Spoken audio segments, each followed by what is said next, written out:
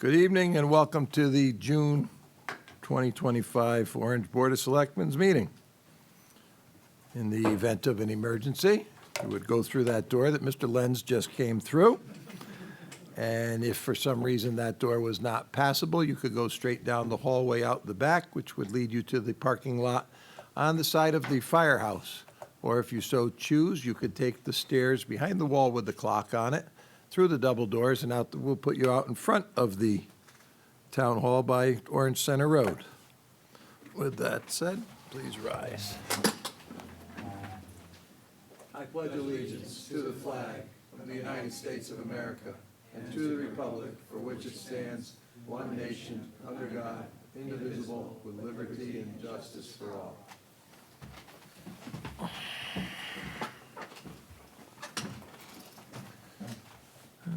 Okay. Introductions, we'll start down on that side tonight. PJ Shanley. Judy Smith. Ann Denny, Secretary to the Board. John Carangelo. Bill Kraut. Mitch Goldblatt. Okay, very good. Congratulations to our Amity graduates tonight, all the graduates in the area, but Amity's is just concluding, should be, and everybody did great. Is there a motion to close the regular meeting and convene the public hearing? Second. Motion made and seconded. Public hearing is application for the Neighborhood Assistance Program from the State of Connecticut Department of Revenue Service for funding of $150,000 for the New Haven Hebrew Day School. Hershey Hecht was the applicant for this, Southern Connecticut Hebrew Academy.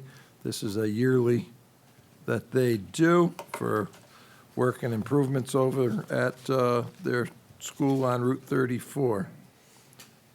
Did anybody have any questions or thoughts on that? They submitted a packet for it. It's kind of standard for what they generally do. Anybody? No. Okay, is there a motion to close the public hearing on that? So moved. Second. Motion's made and seconded on that, all right. To vote on it. The vote to approve on accepting the Neighborhood Assistance Program application submitted by New Haven Hebrew Day School for funding of $150,000. And I will qualify for this. This is not a town program. This is the state of Connecticut and New Haven Hebrew Day. The town of Orange is not in any part of this, but we have to authorize it as the legislative body of the town. So moved. Okay? Motion's Second. made. Second. All in favor? Aye. Opposed, abstained, unanimous. Okay. Public participation. Public participation is for any item that is not an agenda item. You allow up 2 minutes per speaker. Who's first?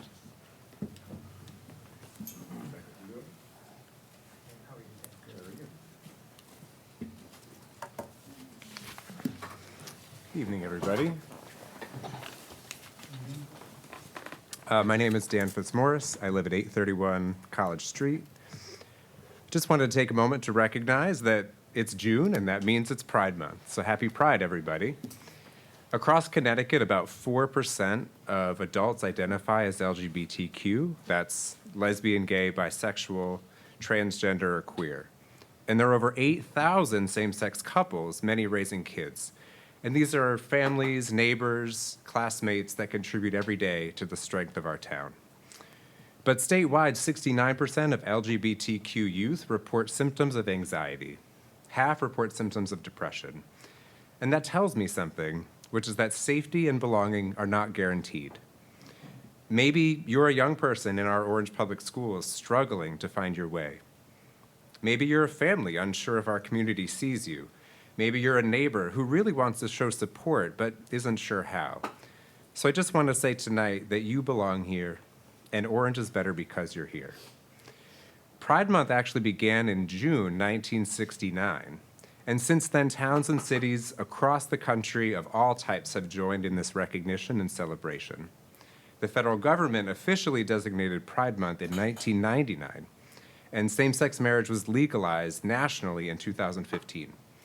So I think it's time for Orange to catch up. Right now, by my count, we're the only town in our region that doesn't visibly recognize Pride Month. And I think we could change that tonight. So, Board of Selectmen, I'm honored to present you with this pride flag, and I hope you'll raise it tomorrow. And every June going forward, it's a very small but very meaningful gesture that reflects what we already know are our values in Orange: dignity, respect, and care for one another. Here. And I really don't think it's about checking a box, and I'm not making a political statement.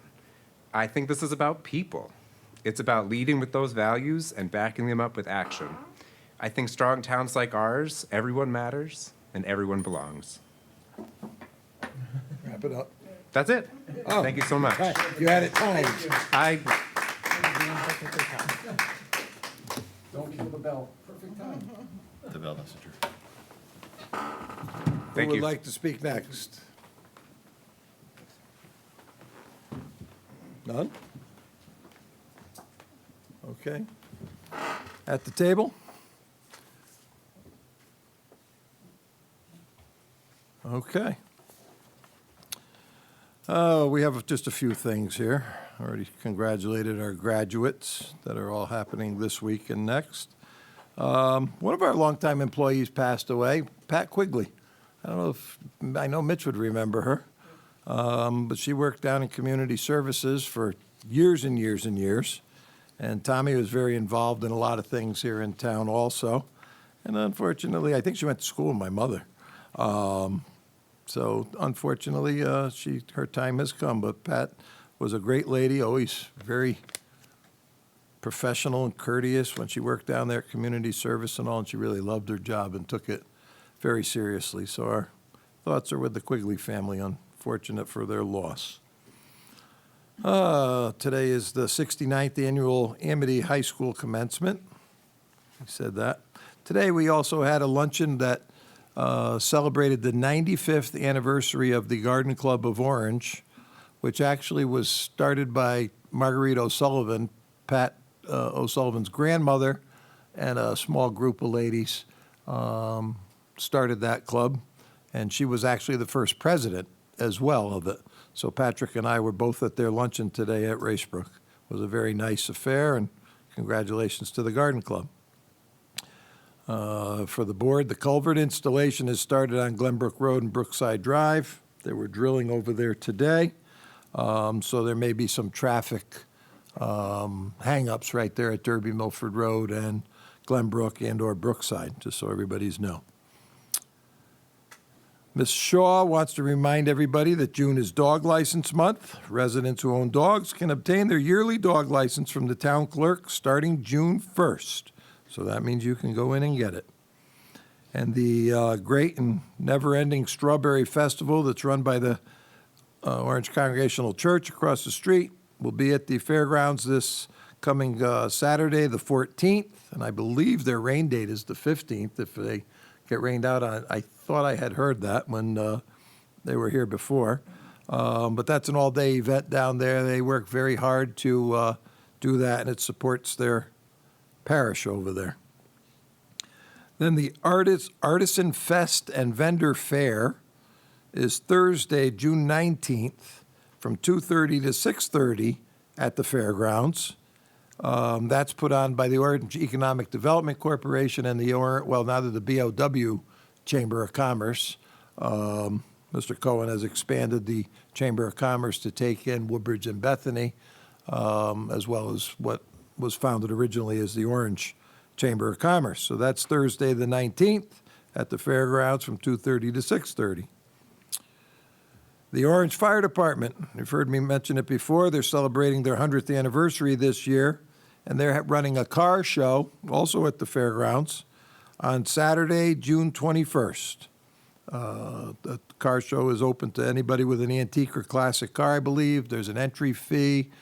You can contact the fire department. I believe David Gagel is the lead chair on that. The Farmers Market begins Thursday, June 26th, from 3:30 to 7 at the fairgrounds at the pavilion. Anne Marie has done a great job. There's a bunch of different vendors of different types of crafts and food trucks and attractions like that. Friday, July 4th, town offices and the transfer station will be closed for the 4th of July holiday. The 4th of July concert, which is the Bernadettes this year, and the fireworks are Saturday, July 5th, with a rain date of Sunday, July 6th at the fairgrounds. They open at 3 with food trucks. The concert begins at 6:30, followed by the fireworks, which are usually, I think, about 9:30. And that's all I have for announcements this time. Two quick questions, Jim. What'd I forget? No, just questions, actually. The fire department car show, you said there's a fee for entering. Is there a fee? Is it open to the public? It's- It's open to the public. Is there a fee for the public, or is it free to the public, or do you know how it's working? I don't They know. haven't told us. Yeah, they haven't said. I think that there may be an admission, but if somebody's out there who's watching this, you can text me and let me know, because I don't have that answer. They haven't told us. I don't know either, so I just wanted to make sure if there was, people were aware of it, that's all. The other thing find out. was, just clarification, that the town is not closed on Juneteenth, right? No. Okay, thank you. Let's see. I'll send, he might get it. Donnie's not watching? No, David, I was trying for, It's Tuesday. yeah. He's not popping up down here, so I can't get him. Yeah, they'll answer at some point, we'll see. Okay. Minutes, to consider and act on the minutes of the May 14th, 2025 regular meeting of the Board of Selectmen. Are there any errors, omissions, or corrections? If so, state page and paragraph. Motion approved. Second. Motion's made and seconded. All those in favor? Aye. Opposed? Abstained? Unanimous. Good job, Ann. Item number 1 under new business, to consider and act on the request from the Orange Lions Club to waive the facility fee for the use of High Plains Community Center Gymnasium on Friday, September 5th for a comedy show fundraiser. Ken Lenz.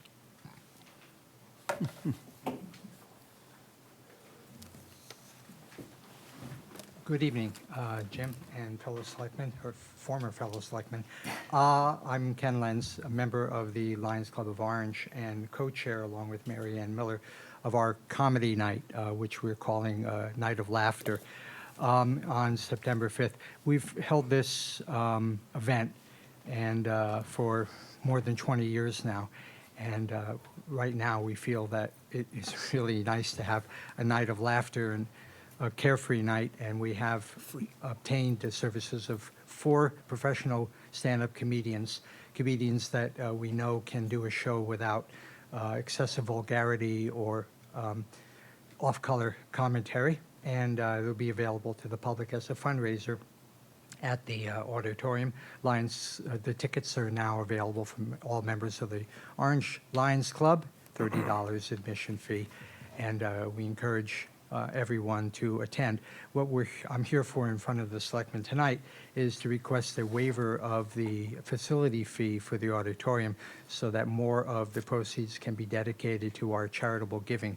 As a reference, we just recently gave away $5,500 to various in-town individuals and organizations as part of our approximately $19,000 of annual giving around our events, and we hope to be able to increase that this year through the comedy night and other fundraisers.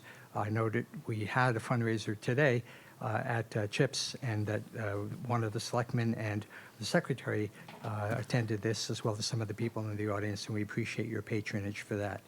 With that, if there are any questions, I'm concluded. Any questions? They're before the fair. Oh no, the firemen's thing is the week after that? Yeah. The parade and all? What is the fee for the facility? Oh, for the custodians, it's a hourly rate with a minimum, I think, of 4 or 8 hours, and at like $40, $48 an hour, and the facility is, Different depending on yeah, nonprofit, for-profit.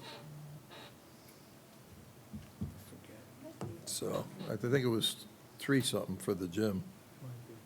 We haven't paid it so long, I can't even recall. Yeah. So whatever it is, exactly. I make a motion, we approve it. Second. We've done it fast.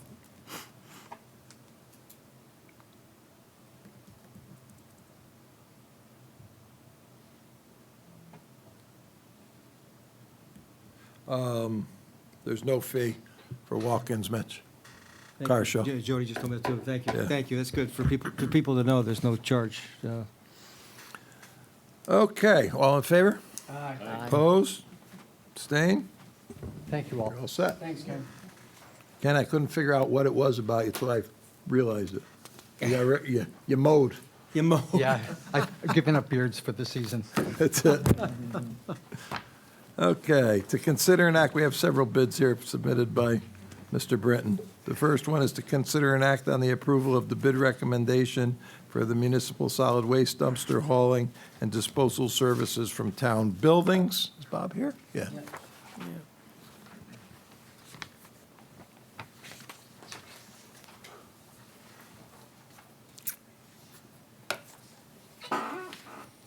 Bob Britton, the town engineer. You've got the bids. It worked out pretty well. We got 5 bids. Our current contractor is at North Atlantic Waste and Recycling. When you awarded it last time, they were called Country Disposal, but they changed names or got bought out, something like Yeah, that. there was a split in the business. So the current bid is about $26 a month less than what we're paying now for next year. And everyone's happy with, I don't know, everyone's happy, but you'll check with the school, and everyone's happy with the size of the dumpsters and the location and the service, so seems like we should award it to the low bidder and not make any changes. Except for They've pay. provided excellent service? Yeah. Okay. Jim, question? Questions, Mitch? Yeah, Bob or Jim, you said it's a split in the business. It's the same group that's been servicing us? Yes. Is this part? Yes. Which is in Yes, the- which is in Michael this- Cowden's still involved. I don't know the details of whether they got bought out That or. was the follow-up. So we have the same group then still picking up our food, because that's who's picking up our food scraps. Yes. Yes. Country Disposal, Yes. it's still Yeah. Michael Cowden's group? Okay. Yeah. Yeah. Thank you for that clarification. Okay, is there a motion to be made on that? So moved. Second. Okay, any questions? Seeing none, all those in favor? Aye. Oppose? Abstain? Unanimous. Next one is to consider an act on the bid recommendation for wood and brush grinding and disposal. Mr. Brenton? All right. We've had Grillo for the past 3 or 4 years, and we've been very happy with them. We might have had them for longer than that, but the most recent bid was for the last 3 or 4 years. They're very fast, but there is a significant price difference. The low bidder is J.R. Vinegro, I think they pronounce it. They're out of Rhode Island. I did check the references. It's a pretty big firm. And all the references were good. I think it's worth taking a chance going with the newer company. If they don't work out, we could always get rid of them and find someone more local. But if you'd prefer to stay with Grillo, that's up to you. Mr. Grillo called today, and he asked about it, and I told him that the company, I said he was third. The low bidder was $26 a ton. Less, it's, close to $40,000 a year on an average year. And he's like, yeah, well, that's no problem. He was asking for what everybody bid. That's no problem. He says, we win some, we lose some. And he was not upset about it. He says, we've bid against them and beat them in other communities. So he was fine with it. He said, if you have a problem, we're always just right in Milford. So he was okay with it. So, so that's what it is. Is there a motion to be made or any other questions? Motion to approve J.R. Vinegro of Johnston, Rhode Island at $40.80, and it looks like that price is going to hold for all 3 years too, Bob, right? Yeah. Yeah. Second. Low bid, yep. Motion is made and seconded. Any other discussion? No? All in favor? Aye. Oppose? Abstain? Unanimous. The next one is to consider an act on bid recommendations for the fire system fire sprinkler system inspections, testing, maintenance, and repair. Mr. Britton? All right, we had, I think, 5 companies came through and 3 submitted bids. Quite a difference in the bid numbers. The lowest company, all the references were good. It's less than what we're paying now. We're paying $2,292 per year for the routine inspection and testing in those 4 buildings, and this goes down to $1,200 a year. And the work that was done by the current company, it used to be called ADT, the alarm company then they got bought out by a company called Evron. When they would repair something, the work was good, but both the fire marshal's office and our office really had trouble getting the inspection reports from them. So I kind of wouldn't mind trying somebody else. And our current contractor didn't even bid on it. I think they're having staffing trouble. Hear that So I more. would recommend we try the new company, and if it doesn't work out, we'll go with someone else.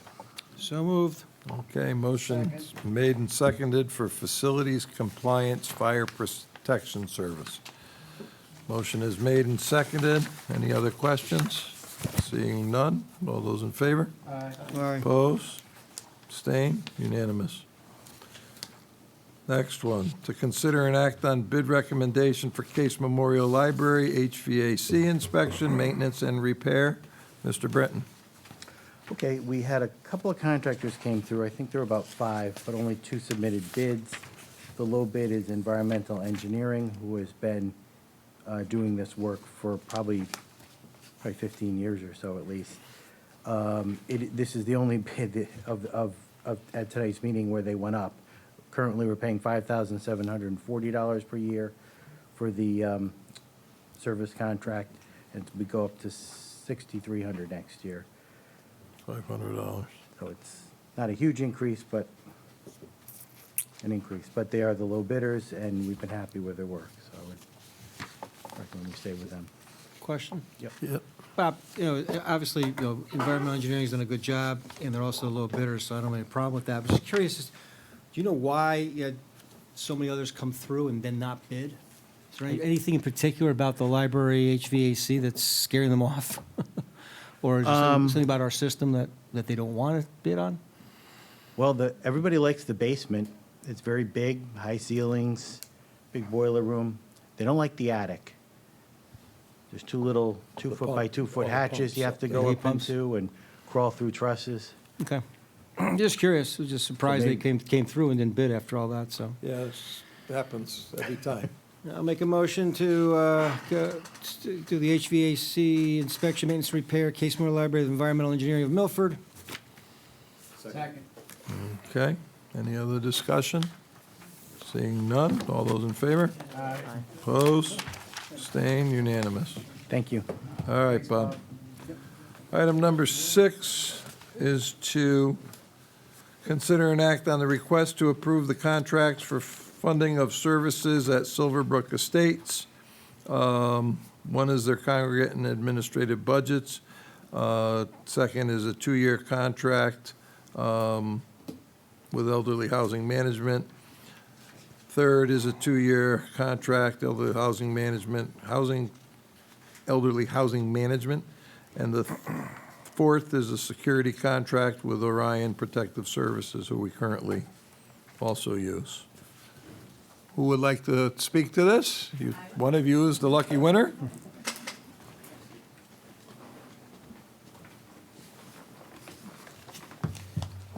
Hello, everyone. My name is Christy Donahue, and I'm here representing EHM, along with Jamie Fields. And in front of you, you have the proposed budgets, as you just announced, with the congregate plan and the EHM management plan. Do you have any questions regarding the budgets? The concern that stirred a couple of months ago now, several weeks ago, was that their rents were going up down there, but there was no information available to, when the young lady presented that to them. And has it been presented to them since with what their actual increases would be, provided this all passes and approved appropriately? So the proposed rental increase is $125. That's, most of the residents at Silverbrook only, they all receive subsidy, except for 10 residents. So this increase is only going to affect 10 people. And we did an analysis, which is in the front page of the proposed budget. Even with their full price of market, what they're paying, it would be $700, that's still under 30% of what their income is. So we still figured it out, and unfortunately, they would be raised $125. We have updated all of the rents, and they are being presented to the tenants once it becomes approved. And we Okay. did have a resident meeting, which we had some questions come in, so we did explain the need for the increase of the rent. It's been 3 years since we've had an increase in rent. And with the price of everything, everything goes up in all areas of operating. Okay. Do we have any questions? Yes, Mitchell? Yeah, I guess you kind of, Christie, thank you. You kind of answered my question already, but I want to just make sure I dig down a little bit. So that's pretty much like a 20% increase, but you're saying there hasn't been an increase in the last 3 years? Correct, yes. Okay, and you also said on page 2, the things that's driving that, of the office supplies, maintenance salary, utility supplies, capital repairs, what's the, I see no increase to the EHM management fee. Right. What's the biggest portion of what's driving a 20% increase, which just seems to be a lot? You know, especially when you're only paying $575 and going up to $700, that's, seems significant per month. So this will be just operational cost that's going to go back into the property. So it pretty much is spread throughout all of operating. Okay. Thank you. Chrissy, I have a question. It's, Yes. it's actually 22%, Mitch. But you said it's only going to affect 10 people. Every Yes. person's important. What if those 10 people can't afford it? So we already did an analysis of those 10 people, and according to their income, they're still under the 30% of their income, according to Connecticut guidelines, which is still, they're not going to be rent burden. Okay. Perfect. Okay, thank you. They had some problems down there, some significant problems, which caused a shortfall in the budget that's finishing up now, I guess. And what has been put in place for controls to make sure that that doesn't happen again? Because the people did pay some increases and some lump sum payments because of that happening. And there's less staff there now functioning at that building than there was for the first 30 years. Well, Miss Berger built that building, so it's at least that long. So you have less staff there, which is a little unnerving at times, because there used to be 3 staff there when it was Sue, Anna, and Kim. And we don't have that at this time, and haven't had that. So, to tie to PJ's question about what's driving the increases, if it's, the labor side should be down significantly. So, what are we looking at as the increases that, other than saying they're across the board, to reduce from 3 salaries to 1 at best sometimes? That's a lot of money.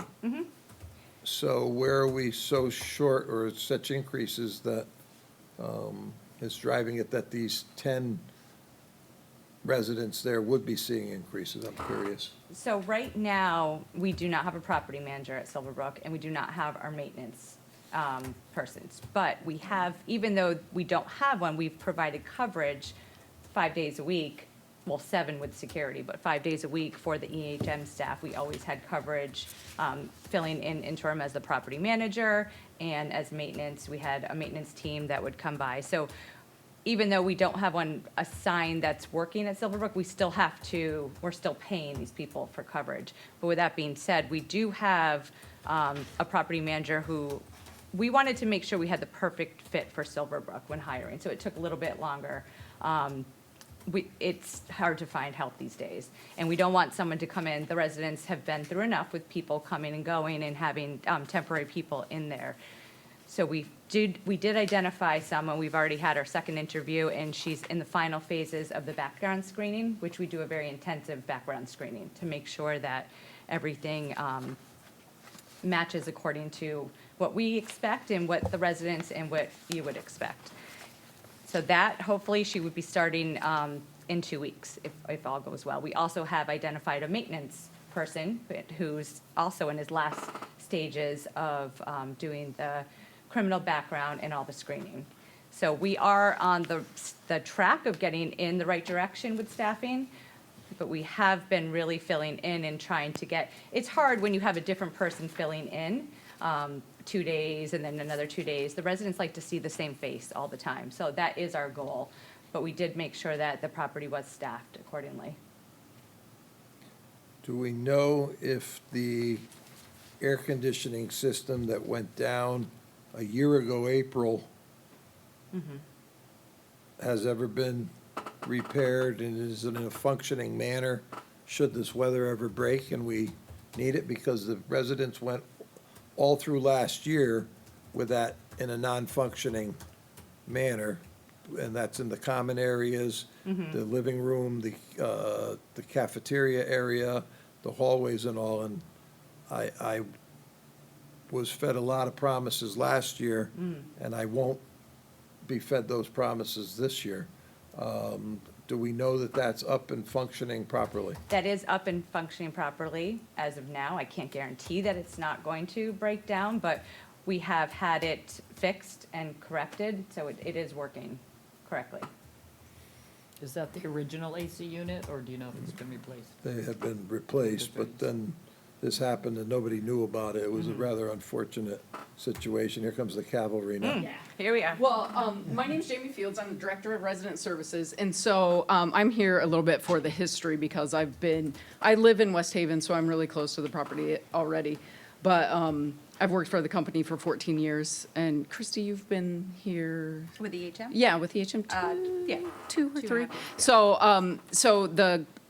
to answer a little bit of the financial problems that we had, we fixed coils and they were $18,000 a piece. We had one was a control system that was $18,000, and then the coil itself was $18,000. So right there is like $36,000 for last year, not just for, that it wasn't like spread out, it was last year.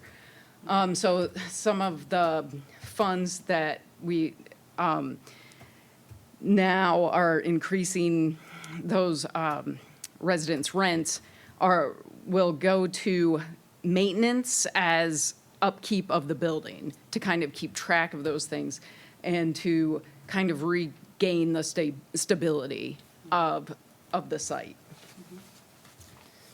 So hopefully that answers some more questions. I'm going to ask a follow-up. So it sounds like there's some issues with the building itself that, are coming up, and as it gets older, there's going to be more.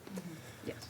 So the $125 with 45 residents, you're looking at about $5,600 a month increase, which is $67,000 a year. That's going to give you the cushion that you need, that's going to give you the extra money, and that's going to be it? I mean, that was time. that's a high increase all at once. So next year, there will be another increase. It won't be that high. We'll be able to balance it a little bit lower and continue. So each year, as we have another increase, that'll give us more of a cushion, yes. How old are those air conditioning units? I think they're original to the building. The air conditioners are not. I know the roof is not. That was replaced with like 2000. No, 10 we years ago. replaced, I remember Where's the air they've been conditioners? replaced, but I can't tell you how long ago, Bill, probably a couple of them are at least 15 years now. Yeah. 12 to 15 years, I'll say. But the problem was, we had multiple discussions about this because they couldn't get the parts readily to replace it. Yeah. And my question was just replace the whole unit, but that never happened. They just kept waiting for parts. So the residents went through the whole spring, summer, fall without any AC in those common areas, so that's why I asked about it. Has anyone done an analysis on the cooling system? Yes, we had a capital needs assessment done at the end of last year, I think around December. Who did that? I don't know the name of that Yeah, company. They had an assessment done, but Mm-hmm. one of the things on that assessment also is asking for a new roof. I already put a new roof on that building. You did. Yes. 4 years ago, I think, when we had other work done. So you shouldn't need a new roof. Right, no, the maintenance supervisor is following up on that. I know that's one of the top priorities, to see what exactly is going on with the roof. So is PJ calculated the 67.5, is that gonna sort of be a line item in your budget for repairs and maintenance? The budget that was presented, it has it all broken down. So yeah, that would be a big portion of the line item. Okay. Other questions for them? Move forward with the, a motion, if everybody's comfortable with that. Motion to approve. Okay. Second. Motion made and seconded on these 4 contracts as presented. Any other discussion? Seeing none, all those in favor? Oppose? Abstain? Unanimous. That's it, thank you. Okay, thank you. Item number 7, Howard's not here. To consider an act on approval of a vending license for the July 5th fireworks. Howard Dragonoff from Action Enterprises. Howard has been doing it since he was about 8 years old, I think. Is there a motion to be made on that? So moved. Second. Okay, all in favor? Opposed? Abstained? Unanimous. To consider an act on request to conduct a block party in the Ox Yoke Road neighborhood. Nobody for Ox Yoke? They've had it, yeah, they've had it before. All right. And if you have to notify them, just tell them they need to notify the police or highway if they need barricades or any of that. Still waiting on my invitation. Huh? Did we get invited? Maybe they can't invite you until we approve it.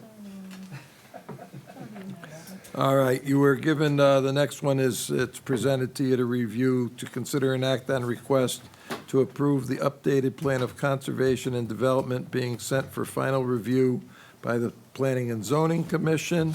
That's something that they look for a request on it, but there's a lot to it, and I think you should review it before you approve it.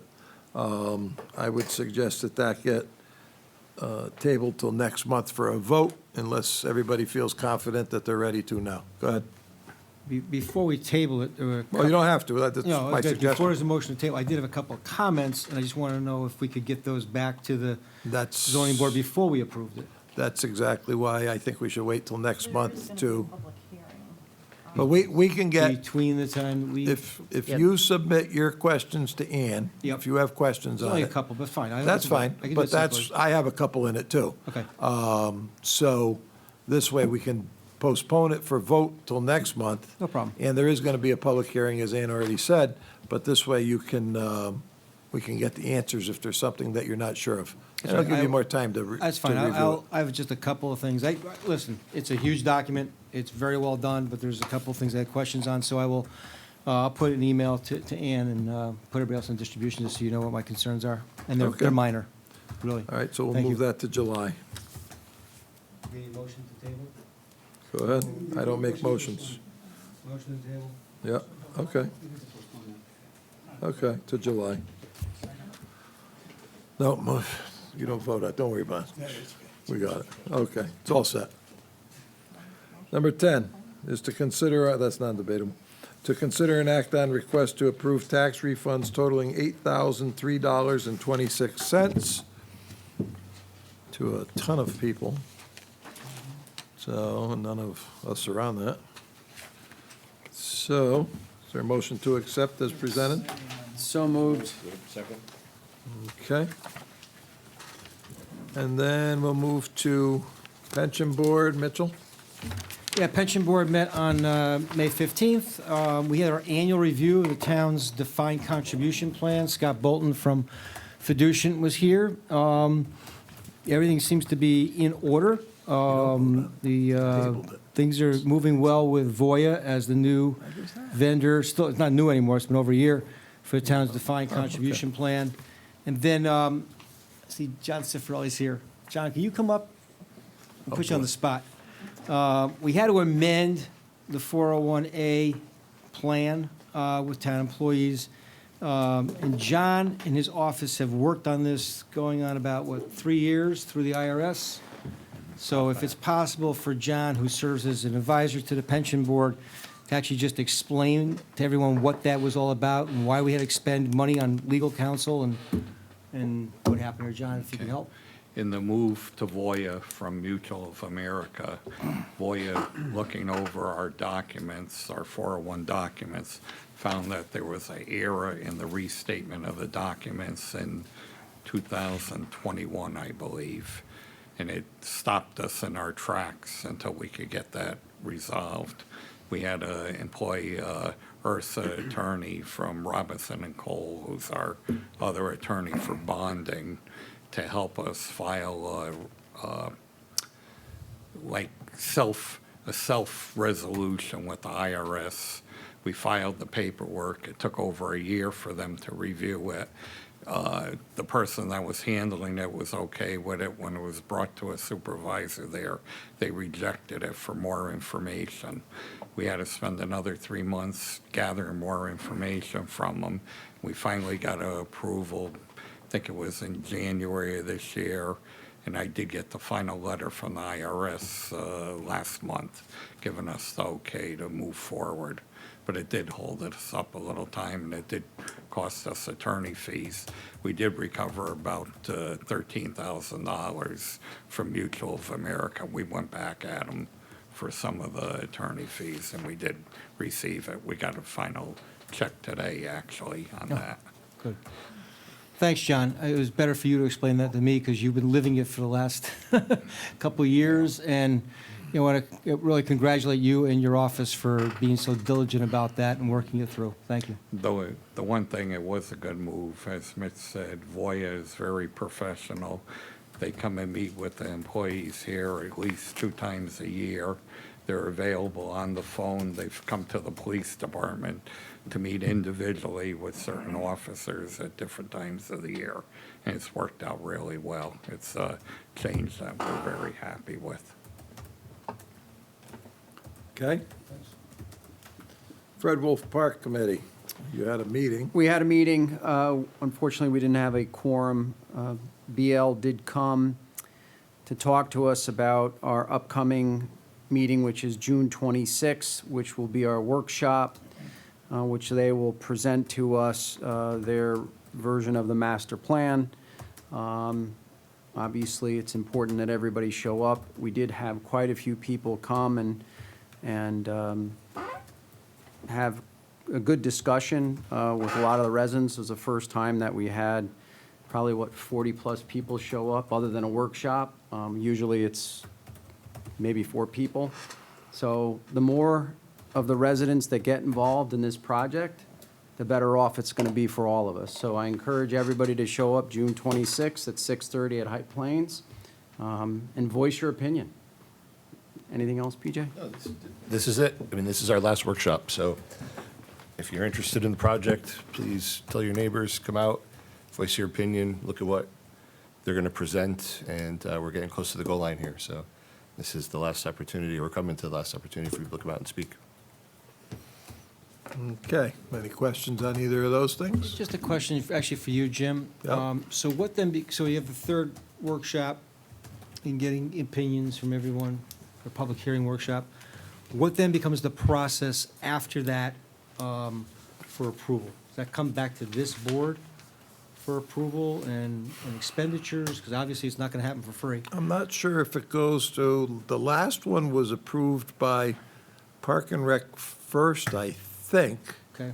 and then us. I think this one's been handled a little bit differently, so I'll have to look into that a little bit further, because I have not been involved in it, which I could tell after I watched the meeting on YouTube. There were people that had questions and comments that couldn't really be answered.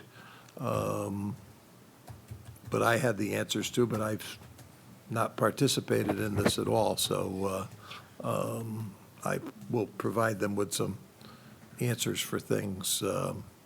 I just think from a Before- process standpoint, it'd be good for the Fred Wolf Park Committee to at least tell the public that is able to come to that meeting what the next steps are and where it's going to go, so. I don't have that answer for you at the moment. Okay. I have not seen what they're planning or doing. So I can't answer it until I know it. I said I would stay clear of it, was the decision of many, and so that's where it is at this time. All right. We didn't take a vote on the tax refunds later before, but we had the motion and the second. So all in favor of those tax refunds? Aye. Opposed? Abstain? Unanimous. Thank you. All right, now we have to go into executive session at 7:45 to discuss the hourly and non-union salary employees of the town of Orange and the salaries of the elected officials, which fall into this for after the next election. Not now, nothing changes with any of the elected officials till after the November election. So is there a motion to go into executive session? So moved. All right, motion's made, seconded, all in favor? Aye. Okay, we're in, and we have to invite John Cifarelli in, yeah. We are back in public session from executive session. We discussed the hourly salary, non-union employee wages. It is 8:15. Is there a motion to be made on the topic as discussed? Yes, there is. I'd like to make a motion to accept the payroll as presented, effective July 3rd, 2025, except for the elected officials that are present on the list. Okay. Motion, Is that acceptable, John, or should I amend That that? Okay. that's a motion made. Is there a Second. second? Motion and second. Is there any other discussion? Seeing none, all in favor? Aye. Oppose? Abstain? Unanimous? Is there a motion to adjourn at 8:16? So moved. Okay, all in favor? We are adjourned at 8:16.